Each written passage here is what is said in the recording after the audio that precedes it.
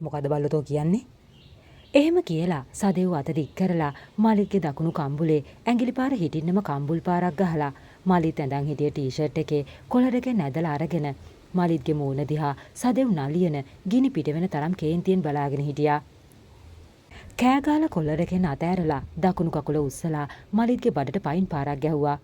ඒ ගහපු පාරේ සැර වැඩිකමට මලිත් පස්සෙන් පස්සට ගිහින් පුරු දෙක්කුත් පෙරලගෙන බිම ඇදගෙන වැටුණා. උනේ මොකද්ද කියලා හිතාගන්න බැරි වුණ හස්යා ඇස් දෙකත් ලොකු කරගෙන සදෙව් දිහයි මලිත් දිහයි මාරුවෙන් මාරුවට බැලුවා. මලිත්ගේ කටින් ලේත් එනවා.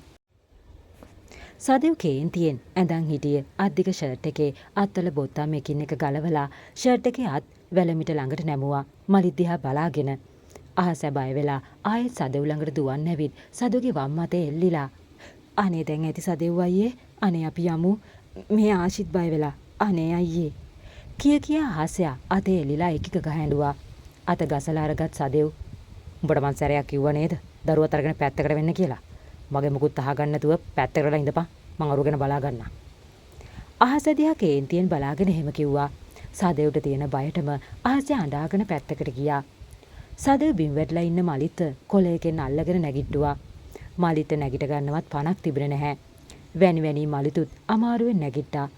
සදෙව් මලිත්ගේ කොළරකින් ඇදලා මලිත්ව සදෙව්ගේ මූණ ළඟටම කරගෙන ගිනි පිට වෙන ඇස් වලින් නලියන මූණෙනුයි කේන්තියෙන් මලිත් දිහා බලලා දබරගිල්ල දික් කරලා අහසව පෙන්න උඹ කිව්වා නේද අහසගේ මගේ කිසිම සම්බන්ධයක් නැහැ කියලා. තෝ දැන් දැනගනි අහස කියන්නේ මගේ වයිෆ්. මගේ ගෑණි දිහා උඹ සෙවල පෙරාගෙන ආයේ බැලුවොත් ආයර වගේ ජරා කතා කිව්වොත් හරි උඹට මම මීට වඩා දරුණු වෙයි. සදෙව් එහෙම කියලා මලිත්ගේ කොළර එකෙන් අත්තරලා පස්සට තල්ලු කරා. ඇඟට පණක් නැටුව හිටිය මලිත්ව එහෙමම ආයෙත් බිම ඇදන් වැටුණා. සදෙව් අහස ළඟට ගිහින් ආශිව වඩාගෙන අහසයවත් ඇදගෙන කාර් එකට යන්න රෙස්ටෝරන්ට් එකේ දොර ළඟට ගියා විතරයි. උඹ හැප්පුණේ වැරදි මිනිහත් එක්ක යකෝ මං තෝ ගැනත් බලා ගන්නම්. මලිත් මේසයක් අල්ලගෙන නැගිටින්න හදන ගමන් වීරුවෙන් සදෙව්ට එහෙම කිව්වා.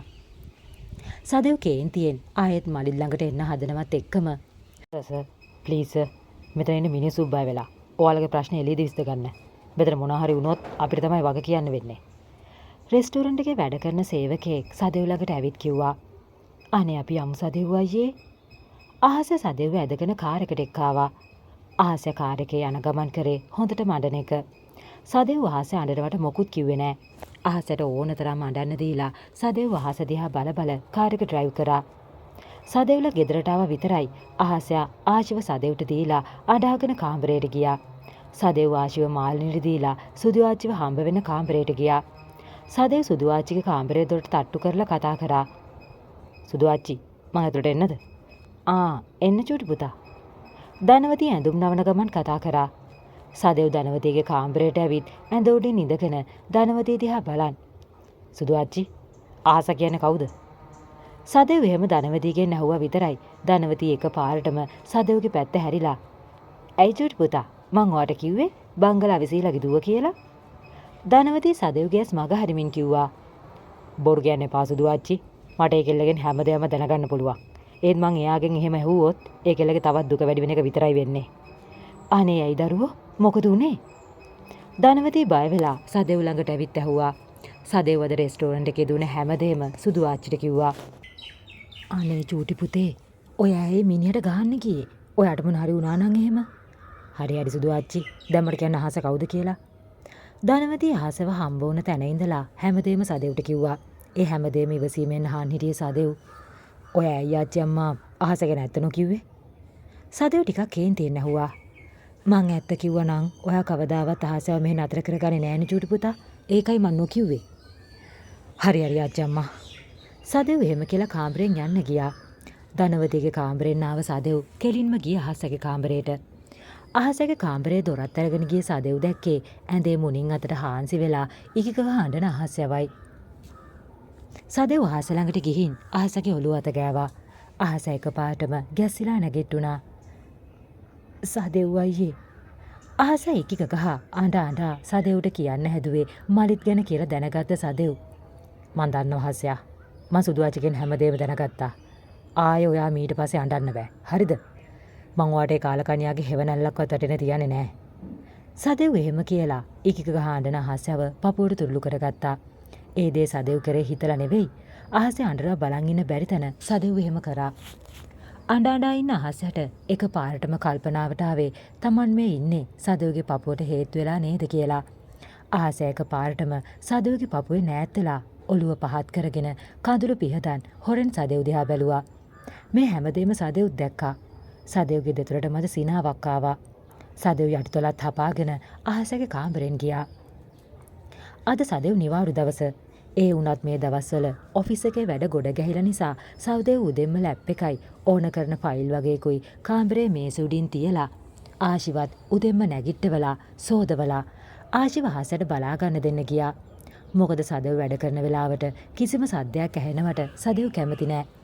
ඒ නිසාම සදෙව් ආශිව සෝදලා ගවුමක් අන්දවලා මගේ සුදු මැණික තාත්තා මේ වැට්ටික ඉවර වෙනකන් අහස යම්මි ළඟ ඉන්න හොඳද? සදෙව් එහෙම කියලා ආශිගේ මූණට හාදු ගොඩාක් දීලා වඩාගෙන පහලට එන්න ආවා ආශගේ කාමරේට. ආශි දැන් වචන එකතු කරලා කතා කරන්න උත්සාහ ගන්නවා. මාලනීටත් ධනවතීටත් වඩා ආශි වැඩි හරියක් ඉන්නේ ආශය ළඟ. ඒ නිසාම ආශි අම්මා කියලා අඳුරන්නේ අම්මා කියලා කියන්නේ ආශයට.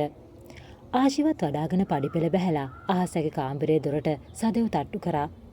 ආශයත් දැන් තමයි ඇඳෙන් නැගිටලා බෙඩ්ෂීට් එක නවන්න හැදුවේ. ඒ එකම දොරට ගහන සද්ද ඇහිලා කවුද කියලා බලන්න දොර ඇරිය අහසයා. සදෙව් එකපාරට ගල් ගැහිලා අහස දිහා බලාගෙන හිටියා. මොකද අහසයා රැට ඇඳ නයිටිය පිටුනුයි දොර ඇරියේ. හීනි උරපටි දාලා දන හිසටත් වඩා ටිකක් කොට තරමක් ඇඟේ හැඩේ පේන තුහුල් නයිටිය දිහා සදෙව් උඩ ඉඳලා පහලට බැලුවා. ඒ මොහොතම පිහිවිසියට ආව සදෙව් මාව අවුස්සන්නද හදන්නේ ඕම ඉදලා? මාව අවුස්සන්නේ නැතුව හරියට ඇඟ වෙන ඇඳුමක් දාගෙන කාමරේට එනවා කියලා කිව්වා. ඒ වෙලාවේදී අහසට තේරුනේ Taman මේ තාම ඇඳන් ඉන්නේ නයිටිය කියලා. අහසයක පාරටම කටත් ඇරන් Taman දිහාම බලලා ඉක්මනට කාමරේ දොර වැහුවා. සදෙව් මනමාල හිනාවක් දෙතුල තියාගෙනම ආශිවත් වඩාගෙන ආයෙ උඩට ගියා. අහස ඇස් දෙකත් අදින් පියාගෙන අත් දෙකෙන් ඔලුවට ගගහ ඇඳෙන් ඉඳගෙන අයියෝ අනේ මාර ලැජ්ජාව. කවුද දන්නේ මේ නපුරයි කියලා. ෂික් මං දැන් කොහොමද දෙයනේ මූණක් බලන්නේ? වසනෝන්ඩිය මං හිතුවේ සුදු ආච්චි කියලානේ. අහසේ මූණත් බෙරි කරගෙන Tamanටම කියාගත්තා. අහසේ සෝදගෙන කිරි එකක් බීලා සදෙව්ටයි ආශිටයි බොන්න කිරි දෙකත් අරගෙන පඩිපෙළ නගින ගමන් අනේ දෙයියනේ මං කොහොමද දැන් මූණ බලන්නේ? අනේ සදෙව් වයට ඒ දේ අමතක වෙලා තියෙන්න. අහසේ එහෙම හිත හිතා පඩිපෙළ නැගලා කාමරේ දොරට තට්ටු කරා. දොරට තට්ටු කරන සද්ද ඇහිලා ලැප් එකේ වැඩක් කර කර හිටිය සදෙව් ඇතුළට එන්න කියලා කිව්වා. අහස කිරි දෙකත් අරගෙන ඔළුවත් පහත් කරගෙන කාමරේ ඇතුළට ආවා. අහසගේ පපුවත් වේගෙන් ගැහෙන්න ගත්තා.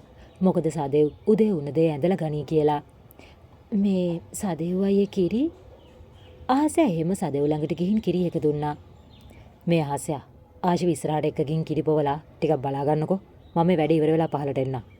හා ආසේ එහෙම කියලා ආශිව වඩාගෙන කාමරේ දොර ළඟට ගියා විතරයි. සදෙව් දොර පැත්ත හැරිලා මනමාල හිනාවකින් hina වෙන ගමන් මේ අහසයා කියලා කතා කරා. ආස එකපාරටම හැරිලා සදෙව්ගේ මූණ දිහා බැලුවා. ඇයි කියලා අහන්න වගේ. මේ ලස්සනයි. සදේ ආමුතු බැල්මකින් අහස දිහා බලාගෙන මනමාල hinaවෙන් මෙහෙම කිව්වා. අහස එකපාරටම දොර පැත්තට හැරිලා තොලත් හයියෙන් හපාගෙන ඉක්මනට කාමරේ දොර වහන්න හැදුවා. ඒ එක්කම සදෙව් මං කිව්වේ මේ ඔයා දැන් ඔය ඇඳන් ඉන්න ඇඳුම ලස්සනයි කියලා හොඳේ කියලා දොර වහ ගන්න හදනකොට ටිකක් හයියෙන් කිව්වා. ආස පඩිපෙළ බහින ගමන් දෙතුල හිනාවක් තියාගෙන සදෙව් අයියේ ඔයා නම් කියලා ආසිගේ කම්බලට හාදුවක් දුන්නා. අහසේ දැන් සදෙව්ගේ ගෙදරට ඇවිත් මාස 4ක් විතර ගෙවුණා. ඒ ගෙවුණ කාලය තුල අහසේ ගැන සදෙව්ගේ හිතේ ආදරයක් දලුලාගෙනයි තිබුණේ. අද තමයි සදෙව්ගේ අයියා අවුරුදු 3කට පස්සේ රට ඉඳලා ලංකාවට එන්නේ. සදෙව්ගේ අයියා තමයි ආරෝෂ්. ආරෝෂ් ලංකාවට එනවා කියලා කාටවත්ම කිව්වේ නෑ. මොකද ආරෝෂ්ට ඕන උනේ ගෙදර හැමෝම සර්ප්‍රයිස් කරන්න. ඒ නිසා ආරෝෂ් එයාපෝට් එකේ ඉඳන් වෑන් එක ගෙදරට ආවා. ඇවිත් ගෙදර බෙල් එක ගැහුවා. කවුරුත් පේන්න හිටියේ නැති නිසා. ආසේ ආශිව නිදි කරලා ඇඳෙන් තියලා වටේට කොට්ට ටිකක් තිබ්බා. ඒ එක්කම අහසට ඇහුනේ ගෙදර බෙල් එක ගහන සද්දේ. අහස කවුද කියලා බලන්න පඩිපෙළ බැහැ ආවා.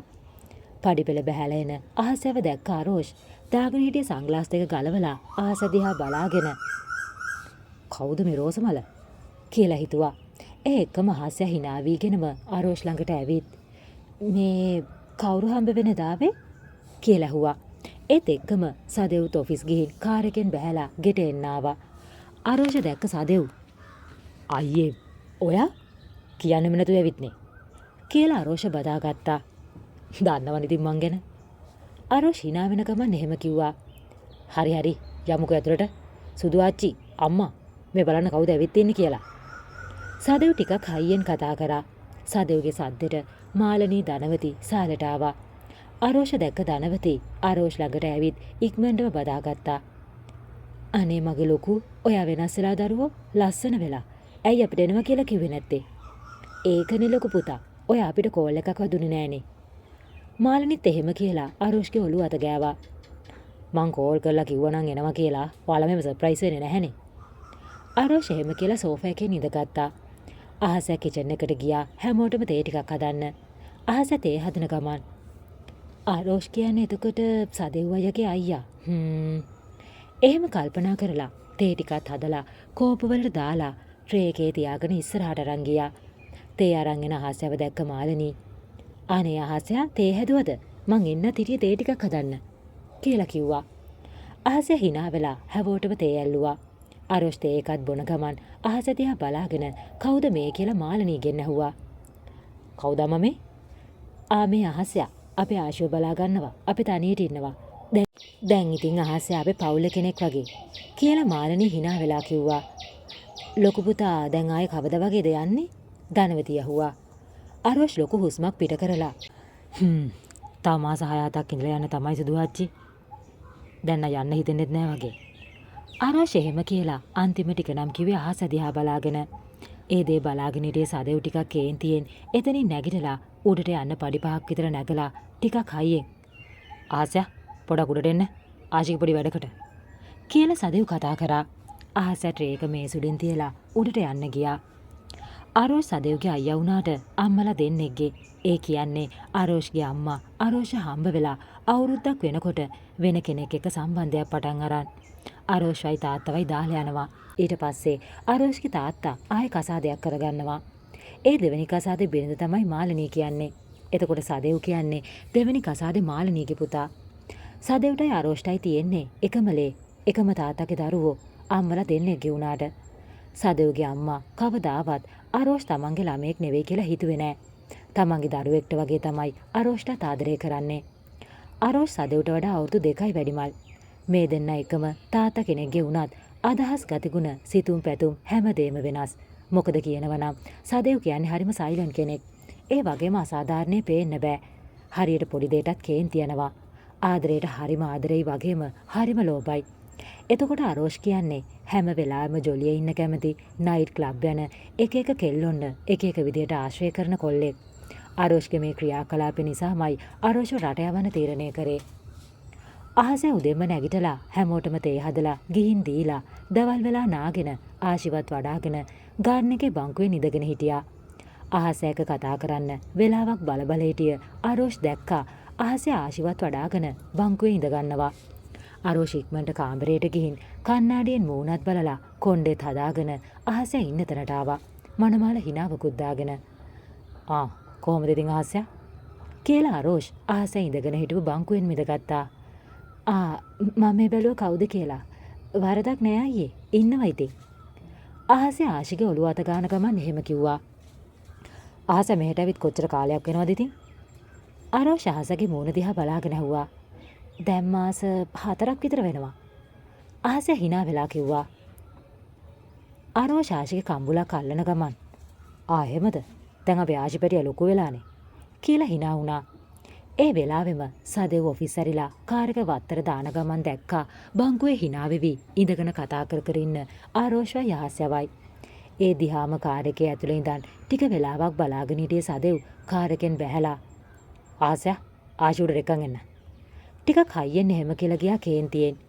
සදෙව්ගේ හැසිරීම දැක්ක ආරෝෂ් අහස දිහා බලාගෙන පිටුපාල යන සදෙව් දිහාත් බලාගෙන hina වෙන ගමන් මොකද දන්නේ ආරයට මෙච්චර කේන්ති කී ඕන දෙයකට ඇවිසුන ගමන් ඉන්නේ. ආහසේ ආරුෂ්ගේ මූණත් බලලා ආශිය වඩාගෙන ඇතුළට යන්න ගියා. පිටුපස යන ආහස දිහා බලාගෙන යටි රැවුලත් අතකකා. "ඔහොම අංකෝ මගේ ඊළඟ ඉලක්කේ උඹ තමයි ආහසයා. බලපං ඔබේ ලස්සන. ඔය ලස්සන බලනකම් මට ඉවසුමක් නෑ මැනික." හිතින් හිතුවා. ආහසේ ආශිවත් වඩාගෙන සදුවගේ කාමරයට ආවා.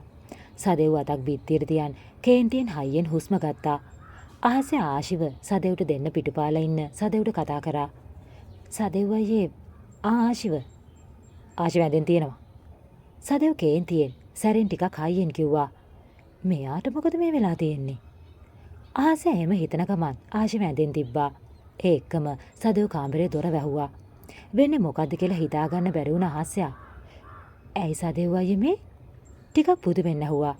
සදෙව් ආහසගේ දකුණු අතින් ඇදගෙන ගිහින් කාමරේ බිත්තියට හේතු කරලා ආහසගේ මූණ දිහා බැලුවා.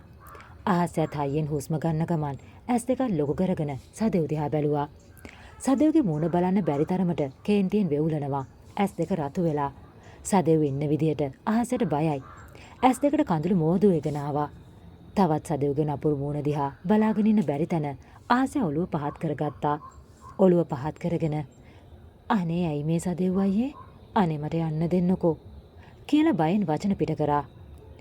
"මොකටද තමසේ අරුව එක කතා කරේ? මොන දූත්තක තියෙන hina වී කතා කරන දේවල්? කියපන් මට ආහසයා." සදෙව් කෑ ගහලා එහෙම කිව්වා. ආහසව ගැස්සිලා ගියා. බයටම ඇස් දෙකෙන් කඳුළු එක පෙරට වැක්කිරුණා. "අඬන්න නෙවෙයි මං කිව්වේ. මං අහපු දෙයට උත්තර දීපන් ආහසයා." සදෙව් ආහසගේ නිකටින් අල්ලගෙන ටිකක් රිදෙන්න. "ආයෙ ඔබ මීට පස්සේ ඌත් එක කතා කළා මට අහුවෙන්න එපා. කතා කරන්න බෑ. ඌ තමසේ හිතන තරම් හොඳ එකෙක් නෙවෙයි." ආහස සදෙව්ගෙන් ටිකක් එහාට ගිහින් කඳුළු පිහදාන ගමන් "මෙයාට මේ ඉරිසියා හිතලා තියෙන්නේ මං අරෝෂයි එක ඉන්නව දැකලා. මේ නපුර මට ආදරේ කියලා කියන්නෙත් නෑ. හිත ඇතුලේ හංගගෙන ඉන්නවකෝ මං කටින්ම අල්ලගන්න." ආහස එහෙම හිතන ගමන් ඉබේම දෙතුරට හිනාවක් ආවා. ඒ එක්කම ආහස Tamanට පිටුපාලා ඉන්න සදෙව් දිහා බලාගෙනම "ඉතින් මං එයා එක්ක කතා කරාට ඔයාට මොකද? ඔයාට ප්‍රශ්නයක්ද ඒක? මට ඕන නම් මං කතා කරනවා." ආහසත් බොරු තරහක් මවාගෙන සදෙව්ගේ වචනේ ගන්න එහෙම කිව්වා. ඒත් ඒ වෙලේ උනේ ආහස හීනකින්වත් නොහිතපු දෙයක්.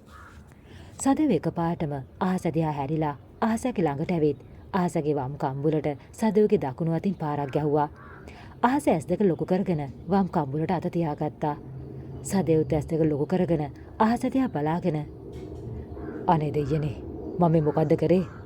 මේ අහිංසකීට" එහෙම හිතලා ආහසගේ කම්බුල අත ගන්න හැදුවා විතරයි ආහස සදෙව්ගේ අත ගසා දාලා දොරත් ඇරන් හයියෙන් අඬා පහළට ගියා. සදෙව් අත් දෙක මිටමොලවන් බිත්තියට පාරවල් දෙක තුනක් ගැහුවා.